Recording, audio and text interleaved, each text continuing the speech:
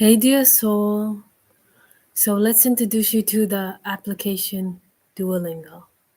There are two versions, one on the computer and one on the phone, iPad, etc. It doesn't matter if you use Mac versus Windows for accessing the application Duolingo. Now let's get into the app itself. When accessing Duolingo either online, on the computer, or through an application on your smartphone, etc., it's important to put the streak reminder message on. The application will ask you if you want to add to your smartphone a reminder. Not to worry. First, think about how long you would like to spend on the Duolingo app per day. And set a reminder in your phone as well so you have the same time each day set as an alarm in your phone. So that's two reminders, one from the Duolingo app and one from your phone, just in case you forget one. So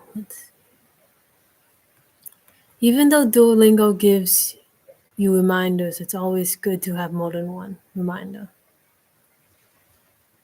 Okay, that's a lot. When that's a lot of reminders.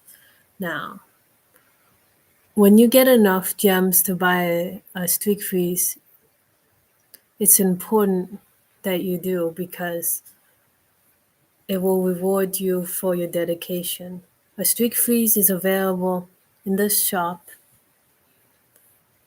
for the desktop version. The computer version is on the left-hand side, and the shop is on the bottom on the app version. Okay, so just ignore the leaderboard because it messes with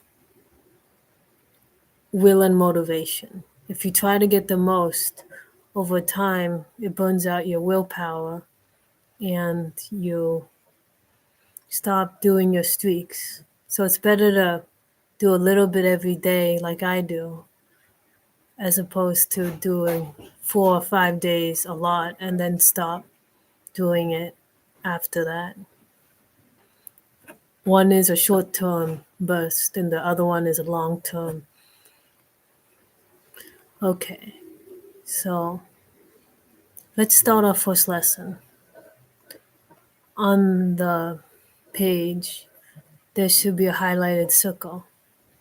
These circles are either filled in or gray. Let's click on the highlighted circle. Sometimes it opens with tips. Don't skip the tips. It introduces new vocabulary and sentence structure.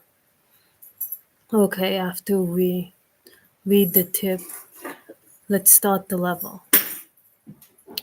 All in all, don't skip anything and stay focused on one thing at a time. Some languages have learned alphabet. I'd suggest learning the alphabet off of Duolingo, like Aniki, Aniki. Aniki, that's a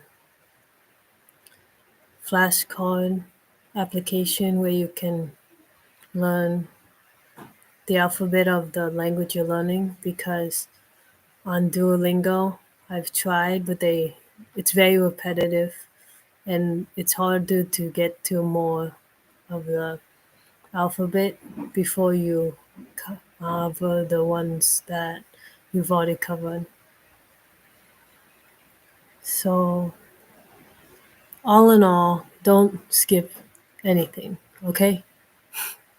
Because Duolingo builds on itself, and it's important that you understand the material.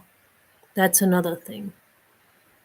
Don't move on if you don't know the material. It's okay to repeat a lesson. For the streak, if you do one lesson a day, just redo the lesson the next day if you don't understand the material. And keep doing it until you understand the material and then move on. That's the best idea because they introduce new words and new sentence patterns. And if you don't know what the old words mean, it gets really difficult. So just saying it's best to start with the alphabet, but if you're like me, who didn't know there was an alphabet version and started without the alphabet, it's okay.